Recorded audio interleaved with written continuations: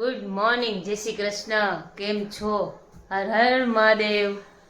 જો તમે બધા કામ તો બધું થઈ ગયું છે, ફ્રી થઈ ગયા. જો મમ્મા એની એક્સરસાઇઝ કરે છે. જો ગુડ મોર્નિંગ, જય શ્રી કૃષ્ણ.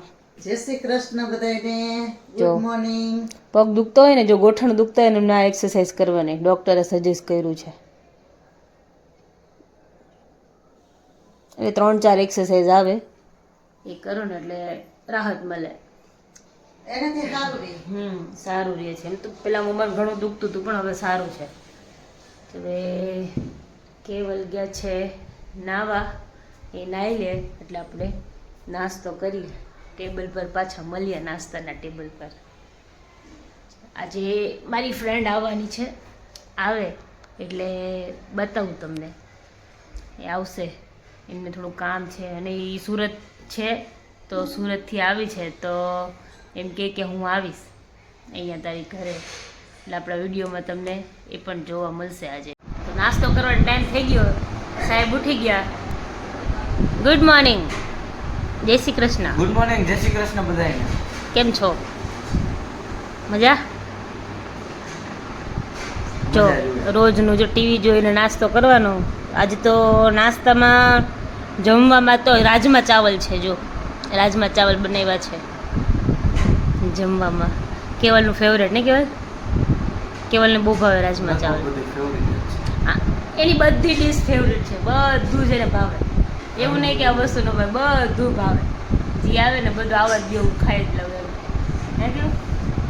બધું જ ભાવે. એવું કાંઈ નહીં કે આ વસ્તુ ફેવરેટ નથી. યસ, જો રંજીબેન આવી ગયા છે. હવે આ જમવાનું કેથી ભલે નાસ્તો કેથી. જમી લઈએ. જો આવી ગયા છે અમારા ફ્રેન્ડ. અત્યારે તો જો આપણે બેહાડી. હાય કરો બંસીબેન. બાય.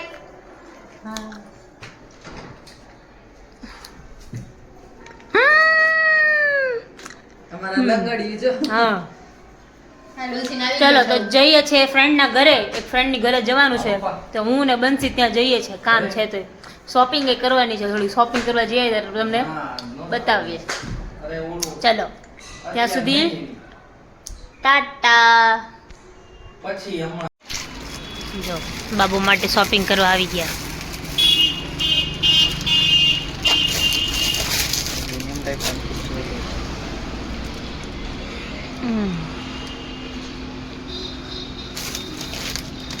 બહુ મોટું છે.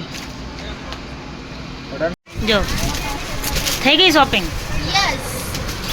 ગિફ્ટ લેવાઈ ગયું છે. જો હા, તમારે લેવું હોય તો જરૂર આવજો. હા કે રંજનબેન, શું રસોઈ બનાવવાના? આજે દહીં વડા બનાવવાના કા હાલ છે બના. છે ને?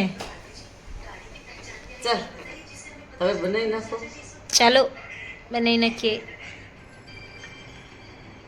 આજે દહીં વડાનો પ્રોગ્રામ છે ને? બધો મને આવડતો નતો, હું મમ્મા પાસેથી શીખી છું. મમ્મા મસ્ત બનાવે, બધી વેરાયટી એટલી મસ્ત બનાવે જમવાની. એટલે હું ધીમે ધીમે એમની પાસે, તો એના જેવું તો ન થાય આપણી પાસે. કેવલે બહુ મસ્ત બનાવે. નહીં કેવું જમવાનું બધું બહુ મસ્ત બનાવે. એને જમવાનું બધું બનાવતા કેવલ છે ને, પાસ્તા 1 નંબર બનાવે. એના હાથના પાસ્તા મને બહુ ભાવે. બહાર જમવા જઈએ ને તો એ પાસ્તા એના બહાર ન ભાવે, પણ કેવલ બનાવે ને મને બહુ ભાવે. બહુ મસ્ત બનાવે, ચીઝી.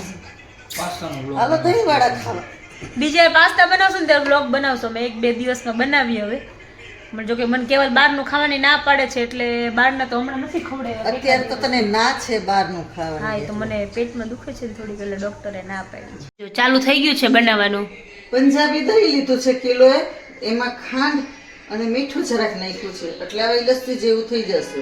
હા, એટલે આપણું પંજાબી, હા, દહીં બનાવીએ ને, દહીં વડાનું દહીં, એમાં થોડી ખાંડ નાખવાની અને થોડુંક નમક. નાખ્યા છે અને મરચી શું? નાખી છે. મરચી ને મરીના દાણા. હા, પહેલી વખત વાટમ નાખી દે, એક વખત નાખી દે એટલે ચાલે. પછી બધું મિક્સ કરી નાખીએ ને પછી નહીં નાખવાનું. જો હવે જે દાળ આપણે છે ને, જો અડદની દાળ હોય ને, એને 2 કલાક પહેલા પલાળવાની. હે ને? હા, 4-5 કલાક. 4-5 કલાક. 4-5 કલાક પહેલા તો પાકી પલાળી પલાળવાની. પછી એને જો આવી રીતે છે ને ઓલું કરી નાખવાનું, જરાક અમથું ટીપું એક પાણી નાખી ક્રશ કરવાનું. ક્રશ કરવાની.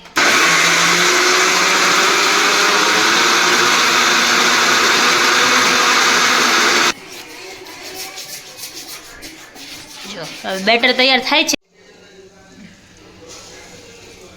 જાય તો વડા કરી નાખવાના. પછી વડા તરાઈ જાય ને પછી એને પાણીમાં નાખવાના હે ને. થોડીક વાર પાણીમાં રહેવા દેવાના. હા પછી પાણી બે હાથેથી દબાવીને વડું પાણી કાઢી નાખવાનું. નીચોવી લેવાના, પાણી કાઢી લેવાનું અંદરથી. પછી દહીં આપણે જે ઓલું ચેર્યું ને લસ્સી બનાવીને એમાં વડા નાખી દેવાનું. આવા થઈ જાય ને ત્યાં સુધી રાખવાના. બ્રાઉન નહીં કરવાના, વ્હાઈટ જ રહેવા દેવાના. એકદમ કોરા થઈ જાય ને પછી પાણીમાં નાખવાના એને. વડે આ બિંદુ દાંત જ કટાવે. અમે લોકો જોડે રસોઈ બનાવીએ છીએ. મમ્મા બનાવે છે, હું ચૌ છું. વાતું ના જાઉં.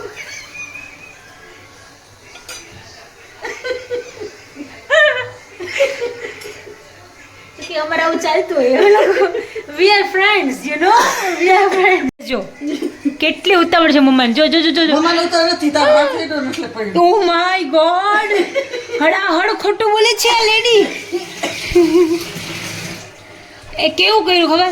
આમાંથી કડાઈમાંથી સીધું આ બાઉલમાં પાછું બેટર બનાવ્યું હતું ને પછી કે પાછું એમાં અંદર જ નાખવું એમ. વયું ગયું જો બધું તરાઈ ગયું. એક નાખ્યું ને એક વયું ગયું બિચારું. જો પછી આ ઠંડા પડે ને થોડાક, બધું તેલ પેલું થઈ જાય પછી પાણીમાં નાખી દેવાના. 5-10 મિનિટ રહેવા દેવાના. પછી બધું પાણી કાઢી બે હાથે નીચવીને પાણી, બે હાથની હથેળી વચ્ચે એમ વડું દબાવીને પાણી કાઢી નાખવાનું. હા એટલે દબાવી દેવાનું. હા દબાવીને પાણી કાઢી નાખવાનું બધું. પછી દહીં આપણે વચ્ચે ઓલું લસ્સી બનાવીને એમાં નાખી દેવાના વડા. સિંગ રહી ગઈ. ને સિંગના દાણા. જો આ ભાઈ ચાલુ થઈ ગયા બીજો રાઉન્ડ. હજી કલાક નથી થયો જમીન ઊભો થયો છે ને જો પાછો વાટકો લઈને આવ્યો.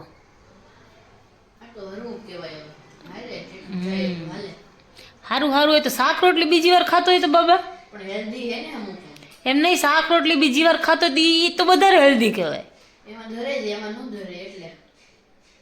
જૂઠો.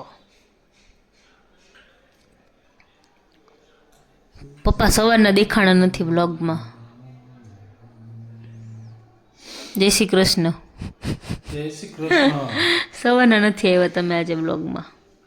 આવી ગયો ને અત્યારે. આવું અત્યારે આવી ગયા. તો તમારા પપ્પા ઓલે કંઈક જોક્સ પૂછતા હતા, કંઈક ક્વેશ્ચન પૂછતા હતા. તમે કંઈ પૂછતા હતા જોક્સ વાળું કંઈ ક્વેશ્ચન પૂછતા હતા. ઓમને કયા ક્વેશ્ચન પૂછતા હતા પૂછો તો એને. હવે તો તમે એકવાર તો પૂછી લીધા તો હવે એને આવડી જશે. તું બહુ સ્માર્ટ છો.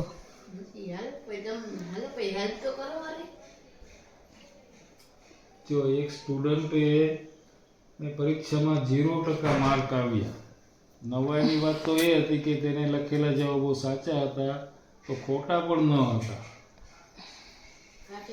હા, એમાં પહેલો સવાલ છે, કયા યુદ્ધમાં ટીપુ સુલતાનનું મોત થયું?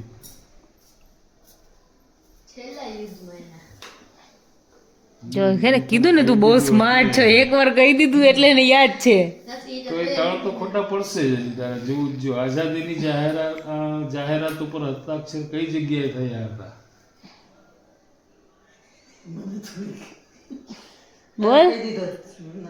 લખાણ પૂરું થયું ત્યારે નીચે. બધે આન્સર તને હમણાં જ કીધા છે બાબા, તોય ભૂલી ગયો એ પાછો. જો છૂટાછેડાનું મુખ્ય કારણ શું હોઈ શકે?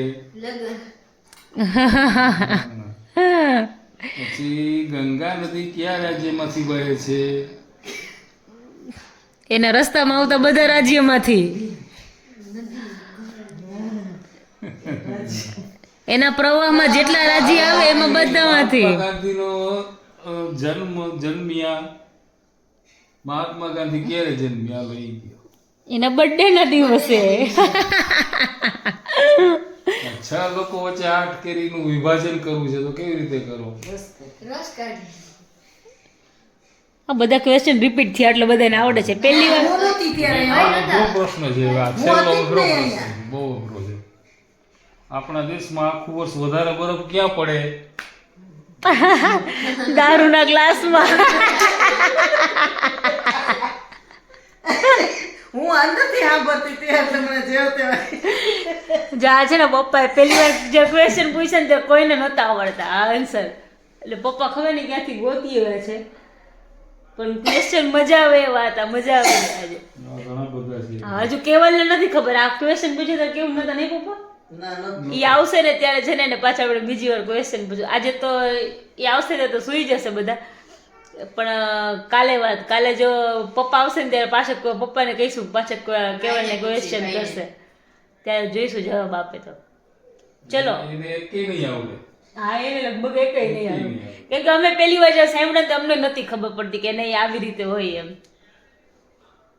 ચલો તો આજના બ્લોગમાં આટલું જ હતું તો મળીએ પાછા કાલના બ્લોગમાં ત્યાં સુધી તમે અમારી ચેનલને લાઈક કરો શેર કરો સબસ્ક્રાઇબ કરો બેલ આઇકન દબાવવાનું ભૂલતા નહીં. હર મહાદેવ.